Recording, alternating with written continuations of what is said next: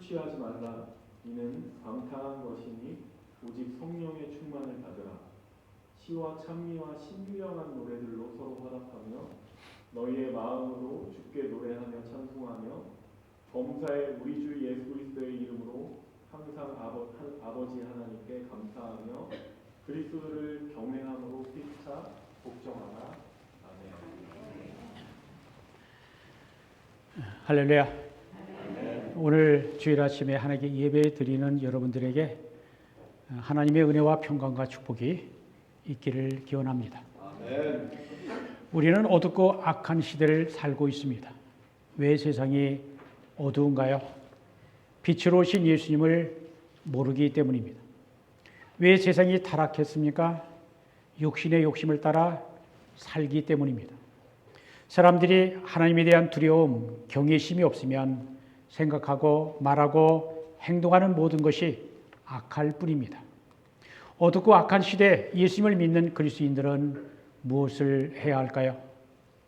성도들이 영적으로 민감하게 깨어있어 하나님의 나라 구하고 그리스도 안에서 새롭게 됨을 구하는 영적 부흥을 경험해야 합니다. 영적 부흥은 성도 한 사람 한 사람 각 개인의 심령 가운데 일어나야 합니다. 우리는 지난주에 성령의 열매 맺는 우리들이라고 하는 말씀을 나누었습니다. 지난주 본문은 갈라디아서 5장 22절 이하 말씀이었고요. 오늘은 에베소서 5장 18절 이하의 말씀입니다. 우리가 예수 그리스도 십자가의 사랑에 신앙의 뿌리를 내리고 예수님을 닮아가는 사랑과 믿음의 사람으로 변화되는 것이 진정한 부흥이라고 했습니다. 진정한 부흥은 하나님의 영, 그리스도의 영으로만 가능합니다. 세계적인 교회 성장학 교수인 풀러 신학교 찰스 피러 웨그너 박사는 그의 연구 초기에는 교회 성장의 기술적인 측면에 많은 관심을 가졌다라고 했습니다. 교회 성장의 기술적 측면, 그것이 뭔가? 그것은 교회 조직, 제도, 인적 자원과 물적 자원, 교회 시스템, 프로그램을 어떻게 잘 활용하면 교회가 성장할 것인가 하는 그러한 연구를 많이 했습니다. 그런데 그것만 가지고는 부족한 것을 깨닫고 교회 성장의 영적 측면이라고 하는 성령의 역사가 있어야 된다라는 것을 관심을 갖고 연구를 계속해 나갑니다. 그는 이렇게 말합니다. 우리가 새롭게 발견한 것은 영적인 전쟁에서 승리하지 않고는 기술적인 면만 가지고서는 미비한 영향력밖에 미칠 수 없다는 사실입니다. 그것은 마치 자동차가 아무리 완전하고 아름답게 제작되었더라도 휘발유가 없으면 아무 쓸모가 없는 것과 마찬가지입니다. 전도와 성장에도 하나님의 능력이라고 하는 기름이 있어야 합니다. 라고 말했습니다.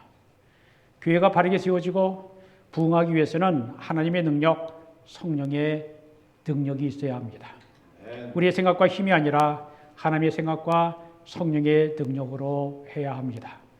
교회의 가장 중요한 일은 그리스도의 복음을 전하여 영혼을 구원하는 일입니다. 교회는 사람들을 예수의 제자로 삼아 말씀을 잘 가르쳐서 주님을 닮아가게 해야 합니다. 성도 간에 서로 사랑하고 돕고 위로하게 해야 합니다. 우리 교회가 그러한 사명을 감당하려면 성령의 임재와 성령의 충만함이 있어야 합니다. 교회는 조직도 있어야 하고 물질도 필요하지만 가장 중요한 것은 성령의 임재와 능력입니다. 성령에 관한 진리는 인간의 이성과 지식으로는 도저히 다 알 수 없고 다 설명할 수 없지만 진리에서 벗어나 잘못된 길로 가지 않도록 미약하나마 성령과 관련된 중요한 내용들이 오늘 말씀을 통해 분명히 이해되고 깨달아지기를 소망합니다.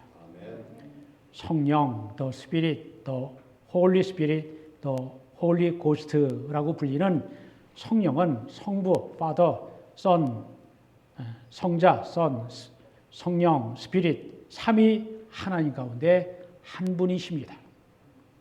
성부, 성자, 성령은 각각 구별은 되지만 한 분입니다. 삼위가 하나입니다. 그래서 성삼위일체, The Trinity, The Holy Trinity입니다. 이것은 인간의 이성과 논리로는 설명이 도저히 불가능합니다. 하나님의 신비이기 때문입니다. 사람이 하나님을 다 설명할 수 있다면 그것은 하나님이라 할 수 없습니다. 성령은 거룩한 하나님의 영이시고 성령님도 하나님이십니다. 성령은 권세와 능력과 영광에 있어 성부 하나님, 성자 예수님과 같이 인격을 가지신 하나님이십니다. 창세기 1장 1절에 이렇게 말씀하죠. 태초에 하나님이 천지를 창조하시니라. 이어서 2절은 말씀합니다. 땅이 혼돈하고 공허하며 흑암이 깊음 위에 있고 하나님의 영이 수면 위에 운행하시니라. 여기서 하나님은 히브리어로 엘로힘인데 복수형으로 쓰였습니다. 힘, 능력을 뜻하는 엘은 단수형 하나님입니다. 엘의 복수형은 엘로힘입니다. 그래서 하나님은 우리 하나님이 그렇게 말씀하시죠. 태초에 하나님 우리가 천지를 창조했다. 즉 성부, 성자, 성령 하나님이 창조사에게 서로 협력하고 동역하셨다라는 것입니다. 창세기 1장에는 성자 예수님의 이름이 구체적으로 나오지 않지만 성자 예수님께서 창조사에게 동참하셨음을 알 수 있는 성경이 바로 요한복음 1장의 내용입니다. 요한복음 1장 1절로 3절 보면 우리가 그 사실을 분명히 알 수 있습니다. 우리가 이 말씀 같이 한번 읽어볼까요? 태초에 말씀이 계시니라. 이 말씀이 하나님과 함께 계셨으니 이 말씀은 곧 하나님이시니라.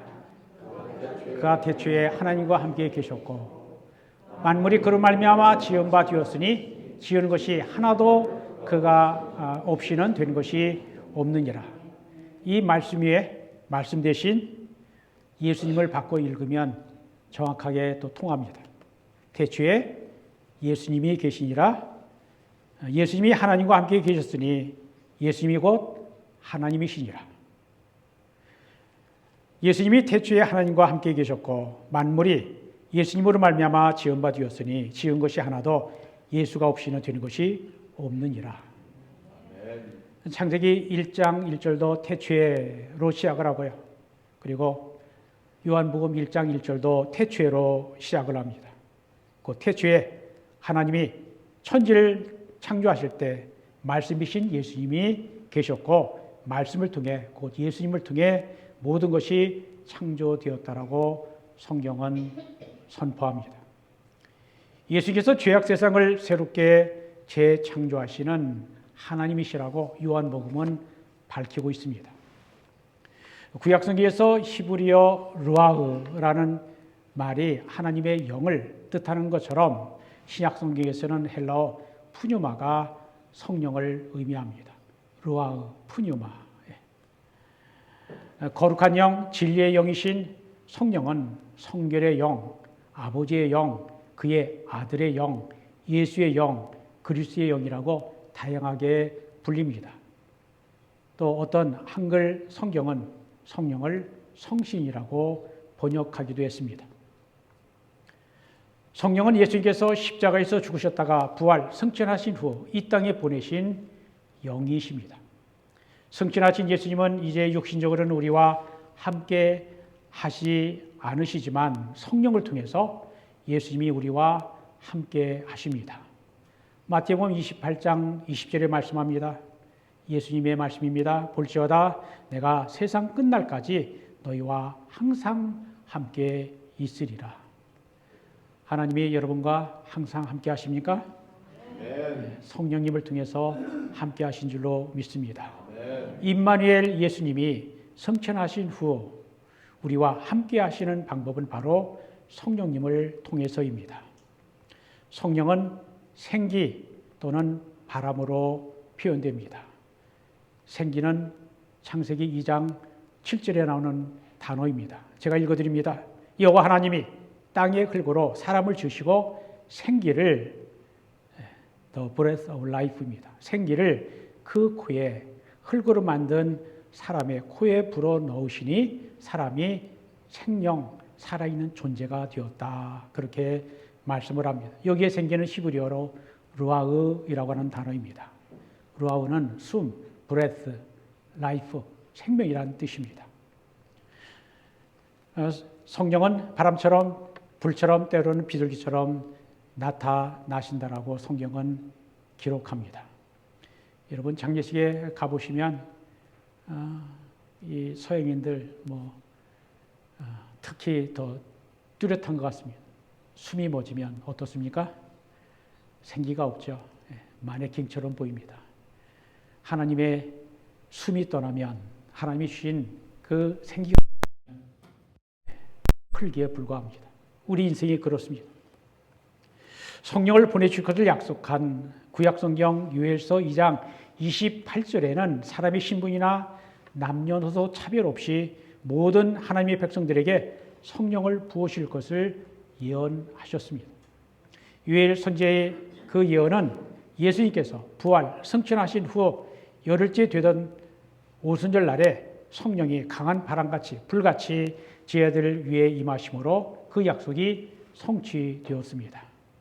제자들이 방언을 말할 때 먼 곳에서 예루살렘에 순례를 왔던 사람들이 성령을 받아 방언을 말하는 제자들이 새 술에 취했다라고 말했습니다.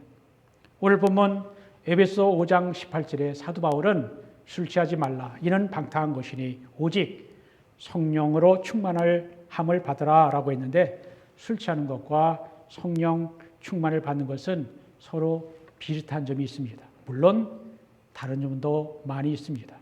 다른 점이 더 중요하긴 합니다. 평소에 조용하던 사람도 술에 취하면 어떻게 됩니까? 겁없고 용감해집니다. 마찬가지로 성령에 충만하게 되면 진리의 말씀 안에서 진정으로 용기 있는 사람이 됩니다. 그러나 술에 취하고 술에 중독되면 패가 망신하게 됩니다.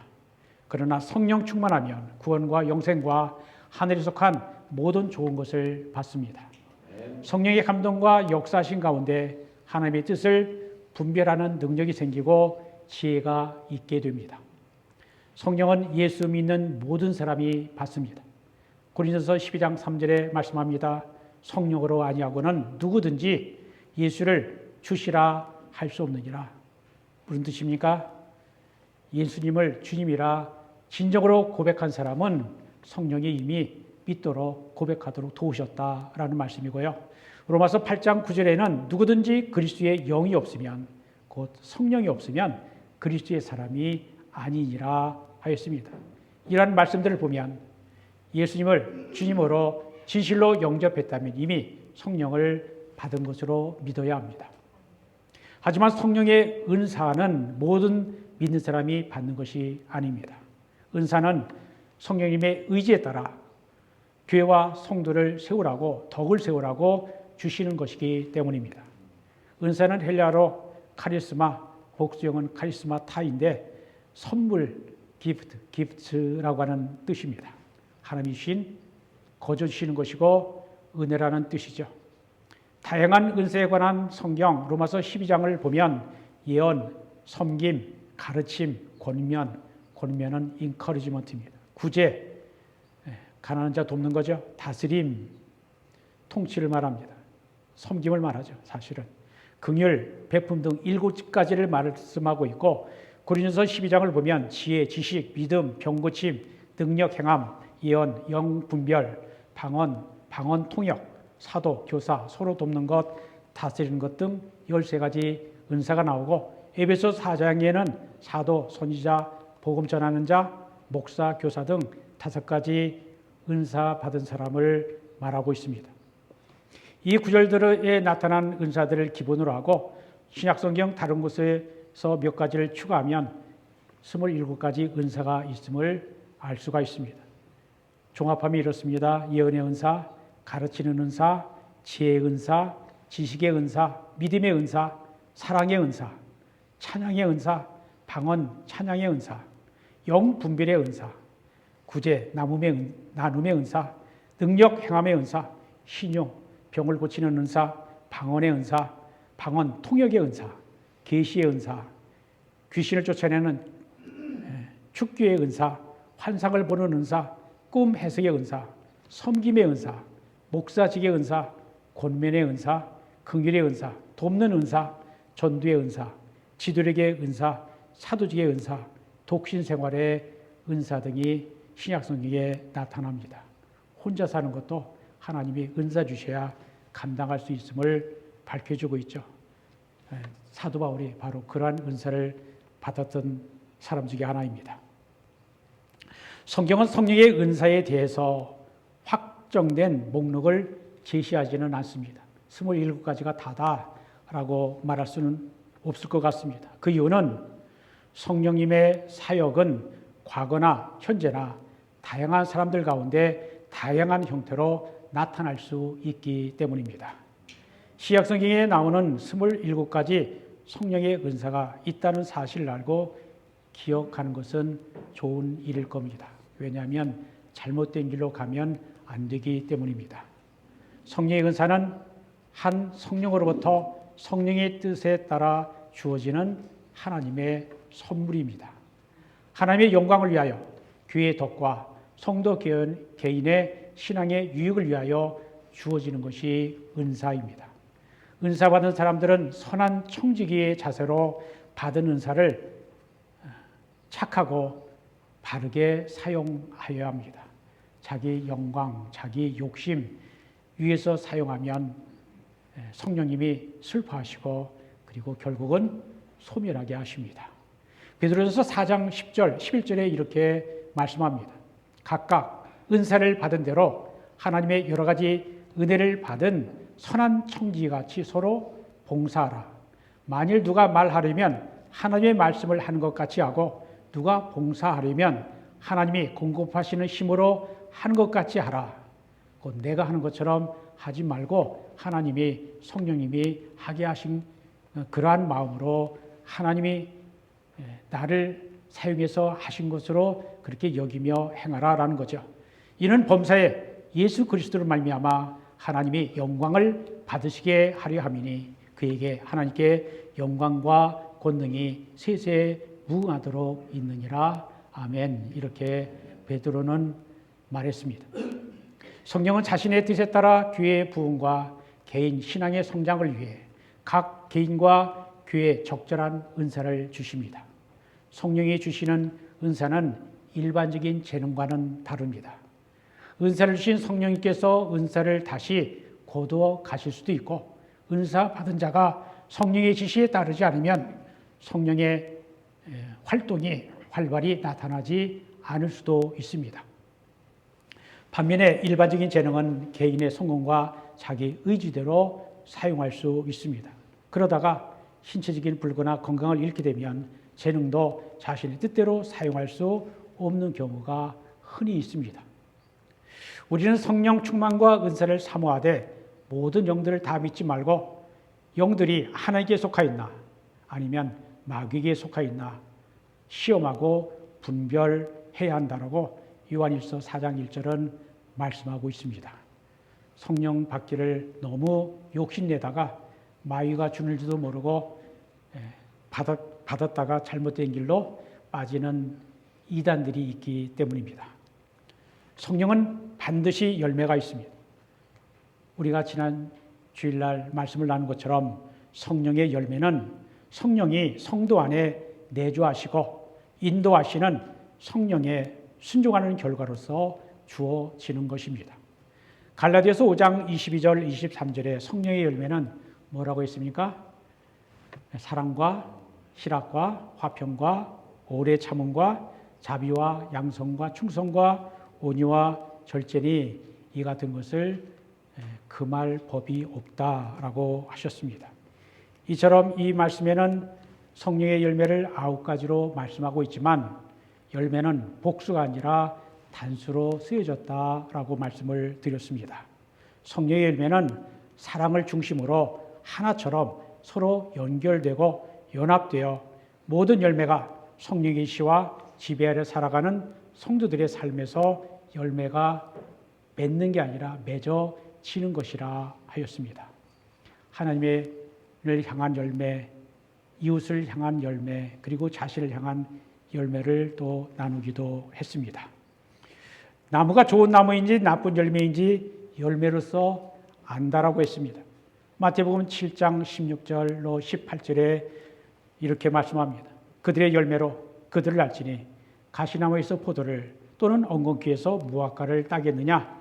이와 같이 좋은 나무마다 아름다운 열매를 맺고 못된 나무가 나쁜 열매를 맺나니 좋은 나무가 나쁜 열매를 맺을 수 없고 못된 나무가 아름다운 열매를 맺을 수 없느니라고 하셨습니다.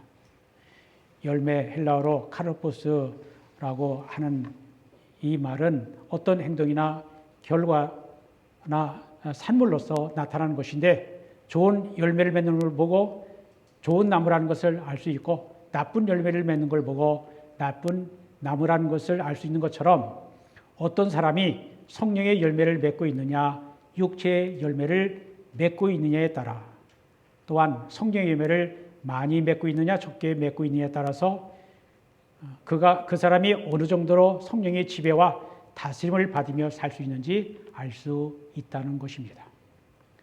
우리는 성령에 관해 말할 때 성령 사례 그리고 성령의 내주하심에 대해서도 알아야 합니다. 세례 요한은 물로 세례를 주었지만 예수님은 성령으로 세례를 주십니다. 예루살렘 교회가 탄생되고 십자가와 부활의 복음이 전파된 이후 신자들은 예수 그리스도의 이름으로 아버지와 아들과 성령의 이름으로 물세례를 받았습니다. 그러면 물세례와 성령 세례는 어떻게 다른가? 물세례를 받는 성도는 동시에 성령 세례도 함께 받는 것인가 아니면 따로 받는 것인가 하는 질문에 대해 우리가 알아야 합니다. 베드로는 예루살렘의 유대인들에게 회개하고 예수 그리스도의 이름으로 세례를 받으면 죄의 용서함을 받고 성령을 선물로 받게 될 거라고 오순절 설교에서 말했습니다.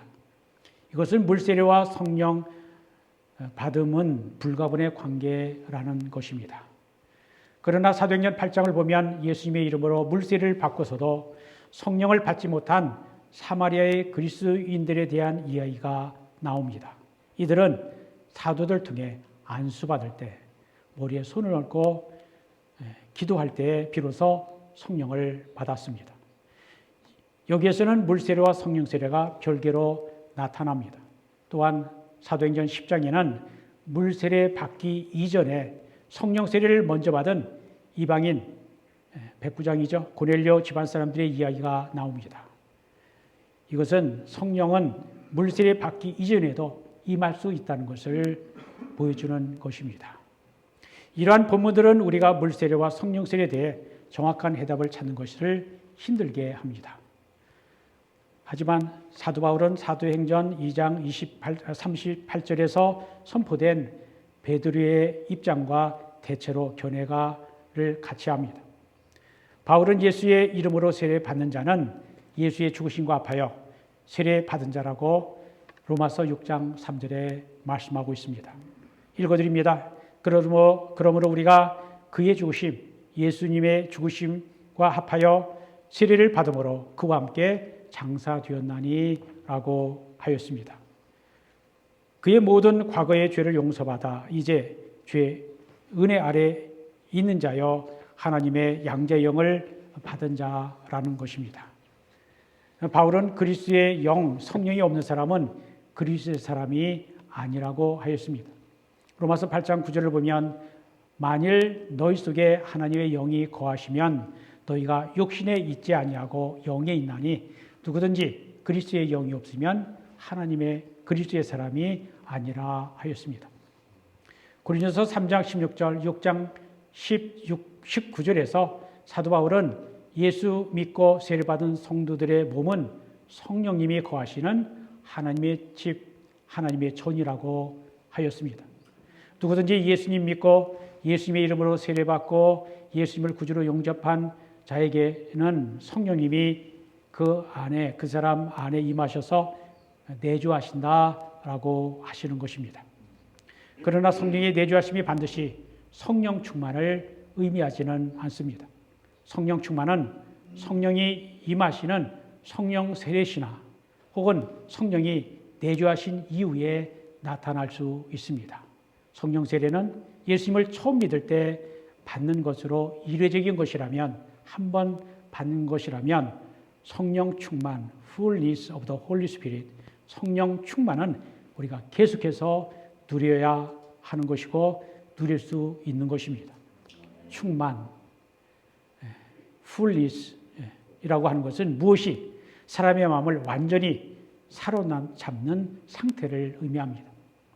그러므로 성령 충만이란 성령님의 다스림을 온전히 받는 것을 의미하는 것입니다. 다시 말하면 성령 충만은 성령이 어떤 사람의 생각, 느낌, 말, 행동을 완전히 지배하는 것을 말하는 것입니다. 성령 충만은 성령의 지시하심에 따르는 것, 영어로는 directed by the Spirit이라고 말할 수 있을 것 같습니다. 그리고 또 우리가 오해하지 말아야 할 것은 성령 충만은 성도가 스스로 제어할 수 없는 무아지경의 상태가 아니라는 것입니다. 성령은 우리 안에서 인격적으로 내주하십니다. 성령은 지정의, 지식과 그리고 느낌, 것과 그리고 의지가 있는 인격적인 하나님이시기 때문입니다. 우리가 성령의 지시하심에 따르면 영적으로 민감해지고 영적인 사람, 영성이 깊은 사람이 되는 것입니다. 성령은 성도가 순종하고 말씀대로 살아갈 때 역사하십니다. 성령 충만하면 성령을 전적으로 의지하게 됩니다. 성령 충만한 사람은 술 취한 사람과는 달리 일이나 사건에 대한 올바른 이해와 판단을 할 수 있게 됩니다. 성령 충만한 사람은 세상 지식이 많은 사람보다 더 지혜로울 수 있습니다. 바울은 에베소 성도를 향해 오직 성령으로 충만함을 받으라 하였습니다. 여기에서 성령 충만함은 첫째로 명령형으로 되어 있습니다. 직설법, 그냥 서술형이 아닌 명령어로 쓴 것은 성령 충만은 선택이 아니라 그리스도인이라면 반드시 받아야 하는 것이라는 뜻입니다. 둘째는 복수형입니다. 성령 충만은 교회 공동체를 향한 명령입니다. 셋째는 수동태입니다. 성령 충만을 사모하고 간구할 때 주어지는 것이라는 것입니다. 성령 충만은 젖을 달라고 우는 아이처럼 간구할 때 주어집니다. 그리고 마지막 넷째는 현재형입니다. 성령 충만은 한 번 받는 것이 아니라 계속해서 받아야 하는 것을 말합니다. 오늘 에베소 본문이 말씀하는 것처럼 성령 충만하면 첫째 하나님의 영광을 위해 말하고 하나님을 찬양하게 됩니다. 본문 19절에 시와 찬송과 신령한 노래로 들로 서로 화답하며 너의 마음으로 주께 노래하며 찬송하며 라고 했습니다. 서로 화답하며 라는 말은 예배 중에 찬송을 통해 성도 간에 교제하는 것을 말합니다. 마음으로 주께 노래하며 찬송하면은 성도가 하나님께 찬송으로 찬양으로 영광 돌리는 것을 말하는 것입니다.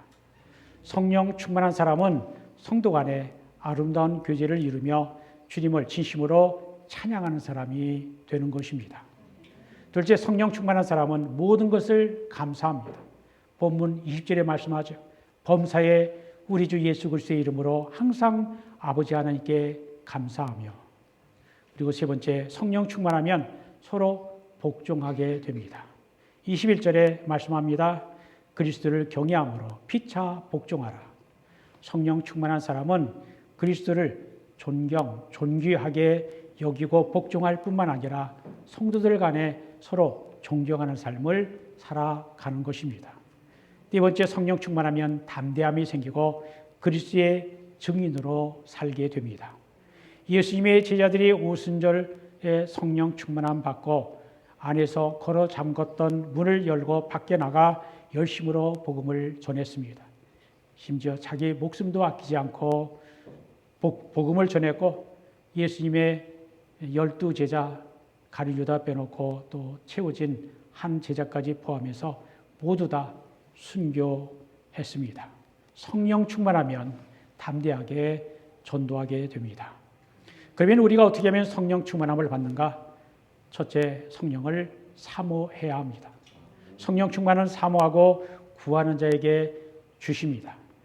마태복음 7장 11절을 보면 하나님께서 기도한 자에게 좋은 것을 주신다라고 말씀한 것을 누가복음 11장 13절에는 그 좋은 것이 바로 성령이라고 밝히고 있습니다.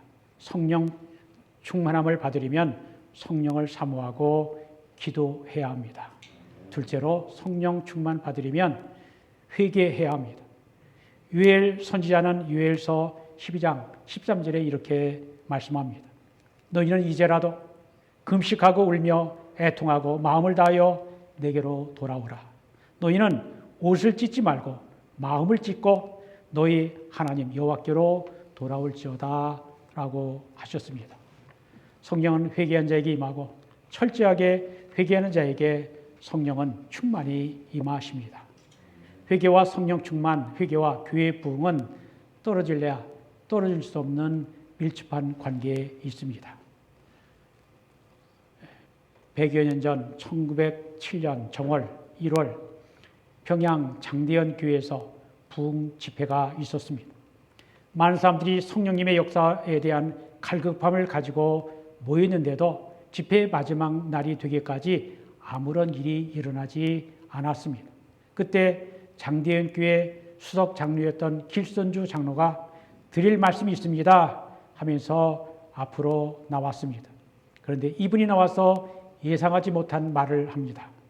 제가 아간과 같은 죄를 지었습니다. 저 때문에 하나님의 부흥을 지을 수가 없습니다. 교인들이 깜짝 놀랐습니다. 길선주 장로가 자기가 지은 죄를 드러내기 시작했습니다. 제 친구가 세상을 떠나면서 200원이라고 하는 거금을 저에게 맡겼습니다. 안심하고 맡길 사람은 저밖에 없다면서 자기 아이들이 자라면 전해달라고 했습니다. 그렇게 200원을 맡았는데 100원은 급한 일에 써버리고 말았습니다. 그리고 그 자손들에게 나머지 100원만 전해 주었습니다. 길수장로의 회개를 들은 사람들은 모두 마음속에 숨겨놓았던 자신의 죄를 낱낱이 고백하고 통곡하며 회개하기 시작하였습니다.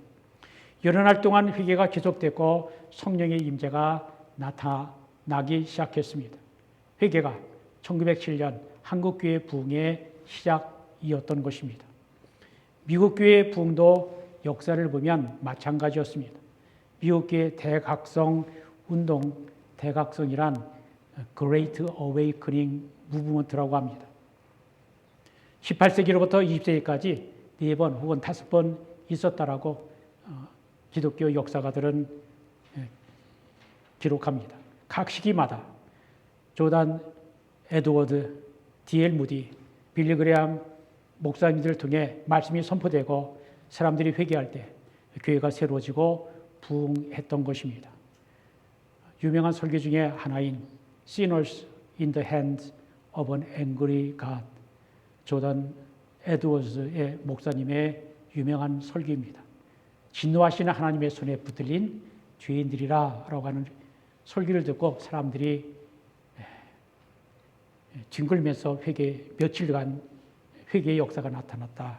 그 일을 통해 제1차 대각성 미국의 대각성 운동이 시작하게 됩니다. 그런데 오늘날 교회가 코로나 팬데믹을 지나면서 힘을 잃어버리고 주저앉은 상황이 아닌가 하는 생각을 해봅니다. 이 어둡고 암울한 때 우리가 무엇을 해야 할까요? 우리의 모든 죄를 회개하고 하나님께로 돌아가야 합니다. 회개는 부흥의 시작입니다. 그리고 세 번째, 순종입니다. 성령 충만은 하나님께 완전히 순종하는 자에게 주어지는 것입니다. 스가랴 선지자는 스룹바벨에게 성전 재건의 역사는 힘으로도 되지 아니하며 능력으로 되지 아니하고 오직 나의 영 성령으로 되느니라라고 하였습니다. 우리는 성령 충만한 자가 되어야 합니다. 우리가 성령 충만해야 성령의 열매를 맺어 다른 사람들에게 유익을 주고 믿지 아니한 사람들을 그리스도께로 이끄는 능력과 힘있게 됩니다. 성령 충만한 사람은 하나님의 뜻이 무엇인지 분별할 줄 알고 하나님의 뜻대로 순종하고 주님의 몸된 교회를 세우는 사람이 됩니다. 사랑하는 성도 여러분, 우리가 성령 충만함을 받고 성령의 지시와 인도하심을 따라 살아갈 수 있기를 바랍니다. 성령 충만은 특별한 사람만 받는 것이 아닙니다. 하나님은 예수 믿는 모든 자들에게 성령을 주신다라고 약속하셨습니다. 유엘 선지자를 통해 주신 하나님의 성령의 약속이 2000년 전 오순절 성령 강림으로 성취되었고, 오늘 예수님을 믿고 성령을 사모하는 모든 자들, 우리들에게까지 성령을 주십니다. 성령 충만은 성령을 사모하고 기도하고 회개하고 순종하는 자에게 주십니다. 우리 모두 성령 사모하고 성령 충만함 받아 예수 그리스도의 구원의 복음을 전함으로 구원받은 사람을 찾아내는 길에 쓰임받게 되기를 우리 주 예수 그리스도의 이름으로 축복합니다. 기도합니다. 하나님 감사합니다. 오늘 하나님이 주신 말씀 에베소서 5장 말씀을 통해 술 취하지 말고 세상 따라 살지 말고 오직 성령을 받으라, 성령 충만함을 받으라는 말씀을 들었습니다. 하나님, 우리가 새롭게 되려면, 어두운 세상에서 믿음으로 살려면 오직 성령의 도우심, 성령의 능력을 입어야 됨을 말씀해 주신 것 감사합니다. 하나님, 우리가 물로 세례받는 것으로 만족하지 말고 예수를 믿을 때 이미 성령님이 예수 믿도록, 예수님을 영접하도록 도우셨음을 알고 성령 세례 받은 사람으로서 성령 충만, 성령님의 지시, 성령님의 감동과 명령에 순종하며 사는 가운데 하나님이 원하시는 아름다운 열매, 좋은 열매를 맺으며 살아가는 우리가 되도록 인도하시고 축복해 주옵소서. 그러므로 말미암아 하나님의 교회가 다시금 세워지고, 그리고 이웃에게 또 주님 덕을 끼치며 세상에 주님의 복음을 전해서 하나님의 교회가 이 땅에 존재하는 이유와 목적 이루어드리는 우리 교회, 우리 성도님들 되도록 축복해 주옵소서. 하나님, 성령 사모하게 하시고 회개하게 하시고 사모하게 주님 순종하게 하셔서 성령 충만받는 교회가 되도록 인도하시옵소서. 모든 영광은 주님이 홀로 받으시옵소서. 예수 그리스도 이름으로 기도합니다.